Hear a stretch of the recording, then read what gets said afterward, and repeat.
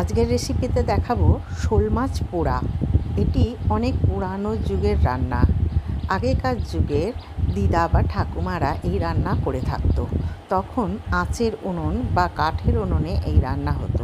বিশেষ করে কাঠের উনুনে এই রান্না খুব ভালো হয়। ল্যাটা মাছগুলোকে ভালো করে ধুয়ে বেছে তাতে নুন হলুদ মাখিয়ে কিছুক্ষণ রেখে দিতে হবে। তারপর কলা পাতাগুলোকে একটু গরম করে সেঁকে নিতে হবে। এরপর কলা পাতার উপরে এই ল্যাটা মাছগুলো রেখে নুন, আরেকটু অল্প পরিমাণে নুন এবং আগের থেকে কষে রাখা পেঁয়াজ, আদা, রসুন সমস্ত কিছুর পেস্ট ওটাতে ভালো করে মাখিয়ে দিতে হবে এবং একটু দিয়ে দিতে হবে সর্ষের তেল।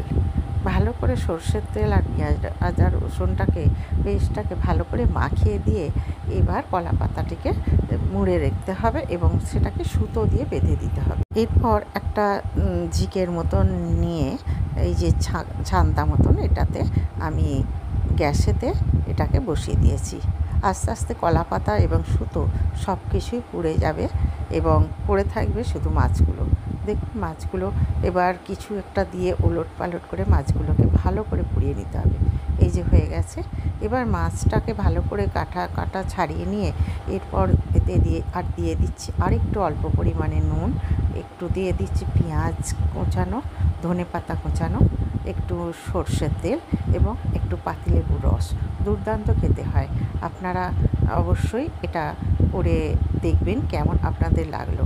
আজকে বাইরে প্রচণ্ড পরিমাণে বৃষ্টি হচ্ছে, তাই আমি আজকে রবিবারের মেনুতে খিচুড়ি করেছিলাম। এই খিচুড়িটা দেখুন, খিচুড়ি সয়াবিন দিয়া এবং ডিম দিয়ে খিচুড়ি করেছি।